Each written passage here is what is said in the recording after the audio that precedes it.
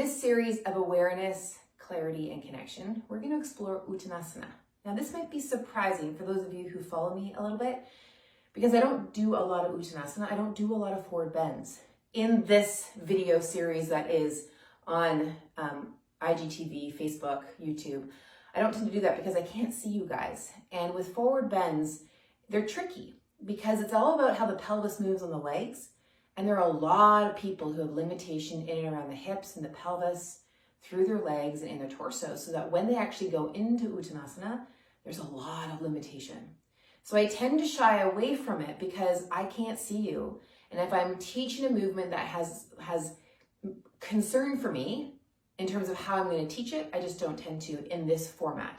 But I do teach it in my Zoomers or if I'm one-to-one, and I can be with someone and they're ready to go there. But in order to be ready to go there, you need to have awareness of pelvis and leg bones and spine and torso. You need to have an awareness of how those parts move. Now, that's not to say that all those people who are doing sun salutations out there are doing it all wrong. No, not at all. But if you find that Uttanasana is a limiting factor for you, then this will be a good exploration for you to just enjoy and notice what's going on through your system. Okay, so with that, what I've got here is I've got a chair and I've got 2 blocks. I have a strap, I have a blanket, and a bolster. And I'm going to just show the chair momentarily, just to have it in the video, to have you know you can come back to it. We're going to start in standing, coming into an Uttanasana, and then go into a variety of smaller component movements, and then come back to Uttanasana each time and notice how our body is experiencing it. So the first time I want you to notice coming forward and maybe just bringing your hands onto a chair. Depending on what time of day it is, how your body is, what makes the most sense for you. I'm going to leave that to you in terms of where you go into the movement. You might go even further if your pelvis is taking you that far, and then you might even go further. Right? Just notice how this feels. How is your pelvis, and maybe taking your hands to your pelvis, how is your pelvis moving on those leg bones? Yeah? Okay, so you use the propping that makes the most sense for you. I'm going to now put that off to the side. Okay, so the blocks are going to come back. The strap is going to come back. Where we're going to begin is utilizing this blanket. Now, with the blanket, we've got it that's about almost, my arms go like that. It's almost that length. Yeah, it can be shorter. This is just the length of this awesome felt or fleece blanket, and I'm going to fold it.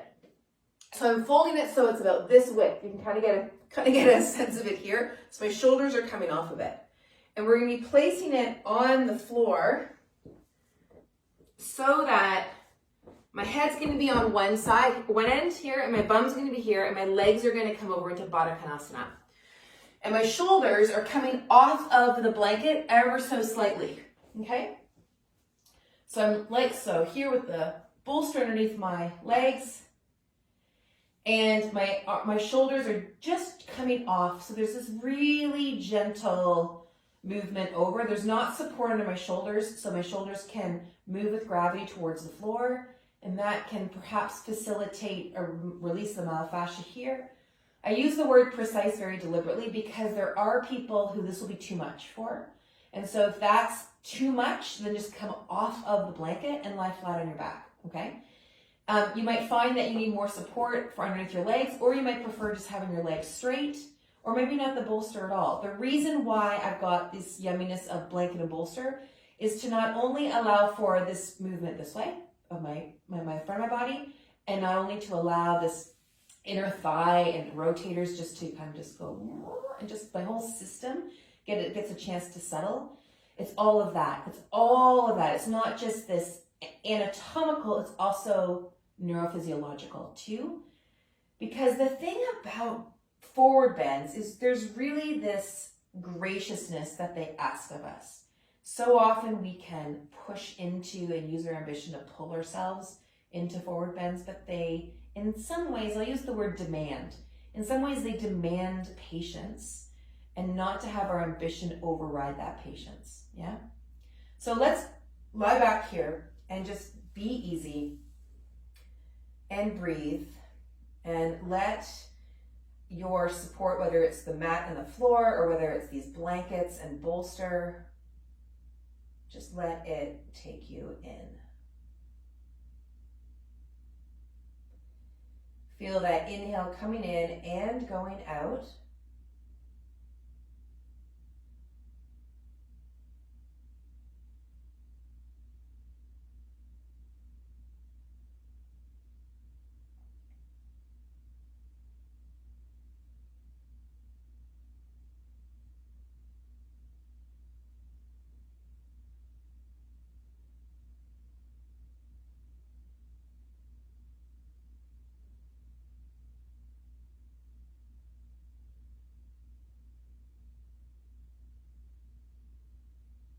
Lovely. Okay, let's bring those legs back together. Roll on over, and let's come up into our Uttanasana. And I'm going to move the blanket and the bolster away for a moment. I'll bring my blocks back. And then from here, let's come forward. And just notice what that now feels like. Maybe you're using your chair. Maybe you're coming all the way down to the floor. But allow for this energy of patience to arrive and to be. Good. And then, coming up. Great. Okay, now, from here we're going to come down back into the floor, grabbing hold of our buckled strap, and coming into what we often refer to as being a hamstring stretch. And I want you to play with this idea of, let's leave the muscle part of it out of it for a sec and think more about the segment moving in your pelvis. So as you're moving, you don't need to grip or hold or pull the navel in or knit your ribs or anything like that. Just as you bring the leg bone up, notice that leg bone moving in your pelvis and focus in on that movement. If I can help people become aware of how their segment, their leg, is moving in the joint of their pelvis, and have that grow in their awareness and not be as reliant on the sensation of a stretch, people make a lot more gains, I find. Because the sensation of the stretch, while it's interesting, it doesn't provide a lot of meaning. It doesn't let us know if we're doing something good for us or not, or if we're doing something right or not. It's merely a sensation. Because we can contort ourselves into any movement and feel a stretch or feel some strength sensation. So it doesn't indicate that we're doing something beneficial for us. It's not that I disregard it, it's that it doesn't really provide it a lot of meaning. Now, like a lot of people, I love a juicy stretch. I just don't rely on it as me doing something good for myself, even though I just love it, right? Okay, we're gonna switch sides. It's kind of like when people are losing weight or wanting to lose weight. They can focus, there's a scale and there's the number on the scale, or there's the number on the measuring tape that they're using, whatever measure they're using as a result. And then there's the things that they do, which is what they're consuming and how they're moving, other things they're doing that they're measuring. Those are the measurables that they pay attention to, and the result, that number, is a result of those measurables. So how we're moving, what we're doing, the leg bone and the pelvis, is a measurable. That's what we're paying attention to. And then those feelings of sensation, those are then fall out of that. So the things I'm paying attention to for sensations purposes is, does someone's pain go up? Is there more strain? Is there more brace? Is there more grip? Those are sensations that I pay attention to in terms of how they relate to how the person's body moves. If there's more ease, more lightness, more freedom, that's also something that I pay attention to. It guides me that I'm on the right track, but I'm doing that in relationship to how their body parts move relative to the other body parts. That's the primary measure. And if I'm moving well, if the person is moving well, we will notice more sensations of lightness, ease, and freedom. And if the person's not moving as well, we'll also notice more sensations of strain, grip, and brace. We'll notice more sensations related to compensatory patterning. So let's play with then as we come into our Uttanasana. Coming forward now. And noticing your pelvis moving on your leg bones. And notice the other sensations that are there. And notice what sensations have shown up. And allow yourself just to notice what they are. And also notice how your body parts are moving into this position. All right, lovely. And then come back up. Good. All right, now we're going to come back to the floor. Grab a bolster or a block to sit upon. So you're a little bit higher than just being flat on the floor. And we'll move into a side bend. So the side bend here is coming directly to the side, and we're going to feel the weight coming onto one sitting bone. Notice the other, that you're still maintaining contact with that sitting bone on the block. Now the weight's still shifted over, but there's still something there, yeah? And just notice what it is that you feel. Did the grip go up? Did the brace go up? If the grip and the brace are there, then just come on back into a position that doesn't have that.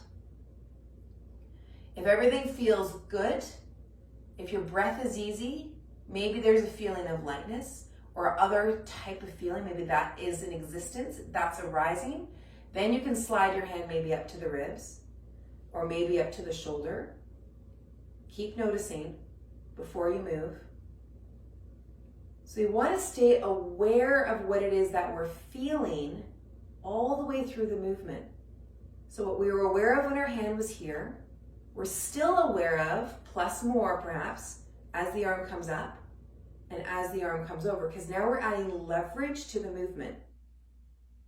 So we don't want to lose contact with what we felt earlier. So where is that sitting bone? Now, if you're coming off of it more, you might want to move back, but what I actually encourage you to do is to bring yourself back so you can still feel it, and then notice where you lost it. Because that will let you know, that little whisper will let you know where things shifted, yeah?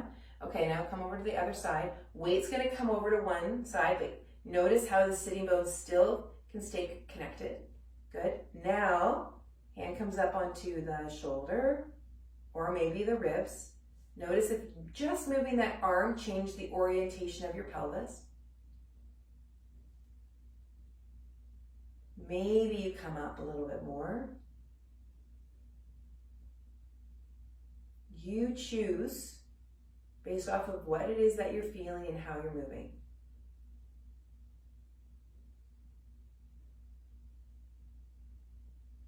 There you go.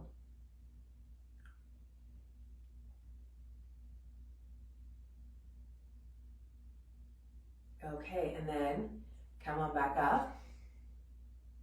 Now bring your hands together. Take your middle finger under your chin, and let's take a little bit of a twist. So the reason I have the fingers under the chin is because when someone's limited in twisting, they tend to lead with their neck and their head. And I want you to keep that breastbone in line with your nose rather, in line with your breastbone. This way we can focus a little bit more on the obliques, moving the rib cage relative to that pelvis. So it brings into consciousness where the rib cage is, where that pelvis is.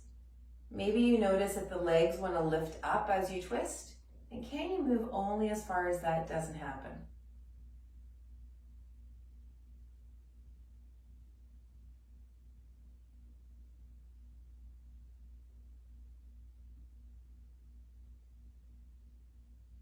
Lovely. Okay, let's come back up for another Uttanasana. Maybe you have your chair, maybe you have your blocks. From here, let's move forward. Feel that pelvis, feel your legs, notice where that rib cage is in space, coming on forward.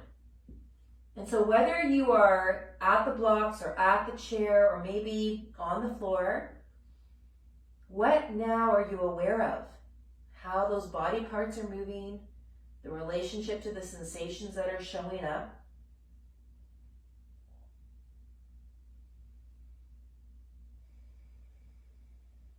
Nice, and then come on up. We're gonna do one more. Come back down onto the floor, and we're gonna move the legs into rotation. This is butterfly. It looks similar to Baddha Konasana, but the difference is that the feet aren't sliding towards each other. We're just rotating the leg bones in the hip sockets, and we're coming on the outside edge of the foot. And the front of that hip is staying totally quiet. Because we're moving in the transverse plane here. Yes, we are in flexion, we're in this crook lung position, but we don't need to actively keep ourselves into that position as we go into rotation. So these front hip muscles here, these hip flexors, don't need to kick in. I know that in some cases, it's going to feel near impossible. Lots of people will say that to me. It's like, what are you talking about? But if you only move as far as those hip flexors don't fire, and then practice that over a period of 4, 5, 6, 7 days, you'll start to notice something shift. So give it a go. All right, lovely. And we'll do one more Uttanasana.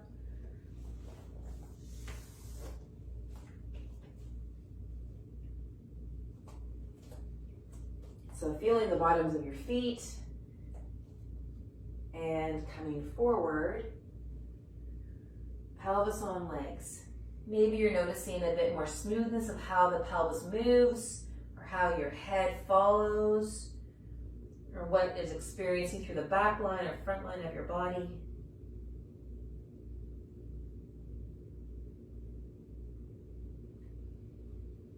Maybe you're sensing the graciousness of this position, of this movement, and what it's asking of us. Lovely. And then beginning to come back up. Great. And just stand here now in Tadasana and notice what you're experiencing. Ball of the foot, base of the pinky toe, center of the heel, your legs, and just how you're standing. You may feel like all revved up, but in that really calm kind of way that you want to take with you into another activity. Maybe make or notice what happens if you go for a cycle, whether it's on your wind trainer or a stationary bike, or maybe you're in a beautiful area where there's no snow, or maybe you want to go for a run or a workout, or maybe just simply go for breakfast or a meal.